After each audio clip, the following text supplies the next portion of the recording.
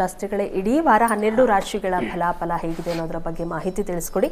ಮೊದಲ 3 ರಾಶಿಗಳ ಬಗ್ಗೆ ತಿಳಿಸೋದಾದ್ರೆ ಗಮನಿಸೋಣ.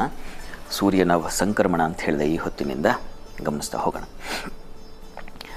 ನೋಡಿ, ರವಿಯ ಸಂಕ್ರಮಣ ಯಾವ ರೀತಿಯ ಫಲ ಕೊಡುತ್ತೆ ಅಂತಂದರೆ, ವಿದ್ಯಾ ಜ್ಯೋತಿಷವಾನ್ ಮಿಥುನಗೆ ಅಂತ ಹೇಳುತ್ತೆ. ಮಿಥುನ ರಾಶಿಗೆ ಸೂರ್ಯನ ಪ್ರವೇಶವಾದರೆ ಎಲ್ಲರೂ ಜ್ಯೋತಿಷ್ಯಗಳಾಗ್ಬಿಡ್ತಾರೆ. ಅಂಥದ್ದೊಂದು ಆಲೋಚನೆ ಬರುತ್ತೆ, ಈ ಗ್ರಹದ ಹೀಗಾದರೆ ಏನು ಫಲ ಬರುತ್ತೆ ಅಂತ ಅವರೇ ಒಂದು ಕ್ಯಾಲ್ಕುಲೇಷನ್ ಮಾಡ್ಕೊಳ್ತಕ್ಕಂಥ ಶಕ್ತಿ ಬರುತ್ತೆ. ಅದರಲ್ಲೂ ಮಿಥುನ ರಾಶಿಯವರಿಗೆ ಬಹಳ ಅಧಿಕವಾಗಿ ಅಂಥದ್ದೊಂದು ಫಲ ಬರುತ್ತೆ. ನೋಡ್ತಾ ಹೋಗೋಣ ಹಂತ ಹಂತವಾಗಿ. ಈಗ ಮೇಷರಾಶಿಯವರಿಗೆ ಗಮನಿಸೋಣ. ಮೇಷರಾಶಿಯವರಿಗೆ ವಾರದ ಆದಿಯಲ್ಲಿ ಧನಾಧಿಪತಿ ಜನ್ಮದಲ್ಲಿದ್ದಾನೆ, ಒಳ್ಳೆಯದು. ಔಷಧ ವ್ಯಾಪಾರಿಗಳಿಗೆ ಲಾಭ, ರಾಸಾಯನಿಕ ಗೊಬ್ಬರ ಕ್ಷೇತ್ರಗಳು, ಈ ಪೆಸ್ಟಿಸೈಡ್ಸ್ ಅಂತೀವಲ್ಲ, ಅಂಥ ಕ್ಷೇತ್ರದಲ್ಲಿರ್ತಕ್ಕಂಥವರಿಗೆ ತುಂಬ ಚೆನ್ನಾಗಿದೆ. ರವಿ ತೃತೀಯಕ್ಕೆ ಹೋದರೆ ಶೌರ್ಯ ಸಾಹಸಗಳನ್ನು ಉಂಟು ಮಾಡ್ತಾನೆ. ಸಹೋದರಲ್ಲಿ ಉತ್ತಮ ಬಾಂಧವ್ಯ ನಿರ್ಮಾಣವಾಗುತ್ತೆ. ಸರ್ಕಾರಿ ವಲಯದಲ್ಲಿರ್ತಕ್ಕಂಥವ್ರಿಗೆ ಬಹಳ ವಿಶೇಷವಾದ ಅನುಕೂಲಗಳನ್ನು ಉಂಟು ಮಾಡಿಕೊಡುತ್ತೆ. ಹೀಗಾಗಿ ಹೆಚ್ಚಿನ ಫಲ ಚೆನ್ನಾಗಿದೆ. ಸಪ್ತಮದಲ್ಲಿ ಮಾಂದ್ಯ ಸಂಚರಿಸ್ತಾನೆ.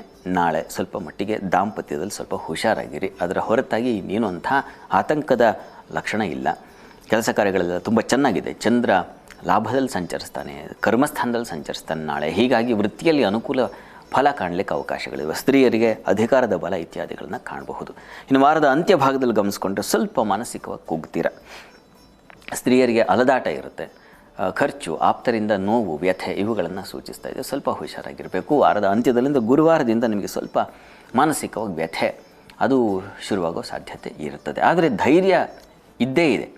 ಇಷ್ಟೆಲ್ಲ ಆದರೂ ಕೂಡ ನೀವು ಕುಗ್ಗಲ್ಲ. ಕಾರಣ ಏನಪ್ಪ ಅಂದರೆ, ತೃತೀಯಕ್ಕೆ ಸಂಚರಿಸಿದಂಥ ರವಿ ತುಂಬ ಉತ್ಸಾಹವನ್ನು, ಶೌರ್ಯವನ್ನು, ಬಿದ್ದರೂ ಮತ್ತೆ ಎದ್ದು ನಿಂತು ನಡೀತಕ್ಕಂಥ ಒಂದು ಶಕ್ತಿಯನ್ನು ಖಂಡಿತ ತಂದುಕೊಡ್ತಾನೆ. ಆತಂಕ ಬೇಡ. ಪ್ರಾರ್ಥನೆಗೆ ಮೇಷರಾಶಿಯವರಿಗೆ ಒಂದು ದುರ್ಗಾ ಸನ್ನಿಧಾನದಲ್ಲಿ ಅಭಿಷೇಕ ಮಾಡಿಸಿ, ಕ್ಷೀರಾಭಿಷೇಕ ಮಾಡಿಸಿ, ಕ್ಷೀರ ದಾನ ಮಾಡಿ, ಇದು ಸಹಾಯವಾಗುತ್ತೆ. ಇನ್ನು ವೃಷಭ ರಾಶಿ ಗಮನಿಸೋಣ. ವೃಷಭ ರಾಶಿಯವರಿಗೆ ವಾರದ ಆದಿಯಲ್ಲಿ ನಿಮಗೆ ದ್ವಿತೀಯಕ್ಕೆ ಬರ್ತಾನೆ ನೋಡಿ ರವಿ.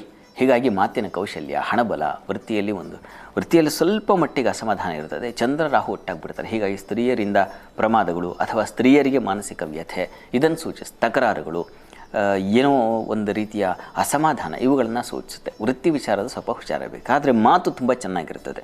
ಮಾತು, ಹಣಕಾಸಿನ ವಿಚಾರ, ಈ ಉಪನ್ಯಾಸಕ ಕ್ಷೇತ್ರದಲ್ಲಿರ್ತಕ್ಕಂಥವ್ರು, ಪತ್ರಿಕಾ ರಂಗದಲ್ಲಿರ್ತಕ್ಕಂಥವ್ರು ಆಗಬಹುದು, ರಾಜಕಾರಣದಲ್ಲಿರ್ತಕ್ಕಂಥವ್ರು, ಸರ್ಕಾರಿ ವಲಯದಲ್ಲಿರ್ತಕ್ಕಂಥವ್ರು, ಈ ಥರದ್ದೆಲ್ಲ ತುಂಬ ಚೆನ್ನಾಗಿದೆ. ಅಲ್ಲಿ ಗುರು, ರವಿ, ಬುಧ ಈ ಯುತಿ ಇದೆಯಲ್ಲ, ಅದು ತುಂಬ ಶಾಸ್ತ್ರ ಅಥವಾ ಇನ್ನೇನೋ ಸೈನ್ಸ್ ಇವುಗಳಿಗೆ ಸಂಬಂಧಿಸಿರ್ತಕ್ಕಂಥ ಚಿಂತನೆ, ಅವುಗಳ ಅಧ್ಯಯನ, ಈ ಥರದ್ದೆಲ್ಲ ತುಂಬ ಚೆನ್ನಾಗಿದೆ.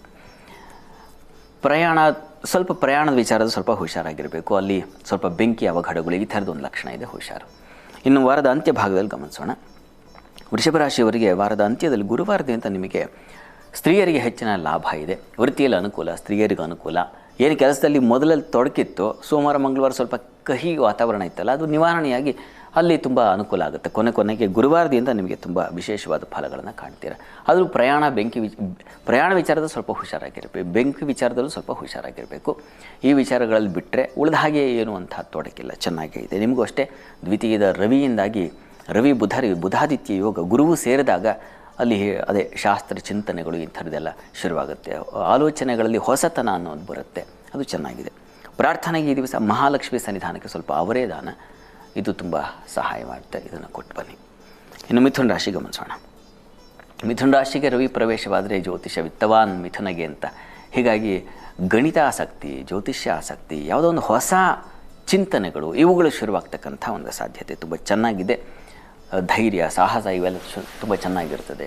ತಾಯಿ ಮಕ್ಕಳ ಸ್ವಲ್ಪ ಮನಸ್ತಾಪ ಬರುತ್ತೆ. ಅಶುಚಿ, ಮೈಲಿಗೆ ಸ್ವಲ್ಪ ಒಂದು ರೀತಿಯ ಮನಸ್ಸಿಗೆ ಯಾಕೋ ಅಹಿತ ವಾತಾವರಣ ಅನ್ನೋದು ಉಂಟಾಗುತ್ತೆ. ಅದು ಕಾರಣ ಚಂದ್ರನ ಜೊತೆಗೆ ರಾಹು ಸಂಚಾರ, ಜೊತೆಗೆ ಮಾಂದಿಯ ಒಂದು ಸಂಚಾರ, ಇವುಗಳೆಲ್ಲ ಸ್ವಲ್ಪ ನಿಮಗೂ ಅಷ್ಟೇ ಪ್ರಯಾಣದ ಸ್ವಲ್ಪ ಹುಷಾರಾಗಿರಬೇಕು. ಅದು ಮಂಗಳವಾರ ದಿವಸ ಸ್ವಲ್ಪ ಹುಷಾರಾಗಿರಿ. ತಾಯಿ ಮಕ್ಕಳ ಸ್ವಲ್ಪ ಮನಸ್ತಾಪ ಬರ್ತಾ ಸಾಧ್ಯತೆ ಇದೆ. ಜಗಳಗಳು, ಕಲಹಗಳು, ತನ್ಮೂಲಕ ಕುಟುಂಬದಲ್ಲಿ ಸ್ವಲ್ಪ ವಾತಾವರಣ ಸ್ವಲ್ಪ ಕಹಿ ಆಗ್ತಕ್ಕಂಥದ್ದು, ಮನಸ್ಸಿಗೆ ಬೇಸರ, ಈ ಥರದ್ದು ಒಂದು ಲಕ್ಷಣ ಇದೆ. ಇದರ ಕಡೆ ಗಮನ ತಗೋಬೇಕು. ಉಳಿದ ಹಾಗೆ ಚೆನ್ನಾಗಿದೆ. ರವಿ ಜನ್ಮದಲ್ಲಿದ್ದಾಗ ಸ್ವಲ್ಪ ಧೈರ್ಯ ಇರ್ತದೆ ಜಾಸ್ತಿ, ಅದು ನಿಮಗೆ ಸಹಾಯ ಮಾಡುತ್ತೆ. ಇನ್ನು ವಾರಾಂತ್ಯ ಗಮನಿಸೋಣ.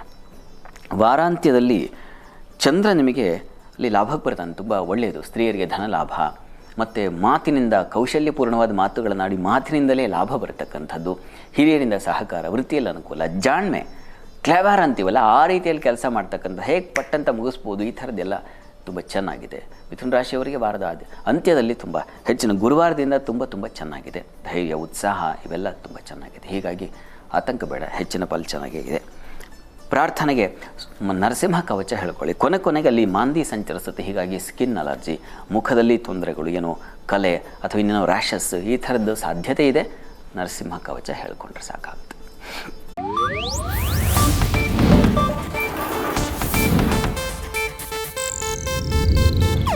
ಇದು ಏಷ್ಯಾನೆಟ್ ನ್ಯೂಸ್ ನೆಟ್ವರ್ಕ್ ಪ್ರಸ್ತುತಿ.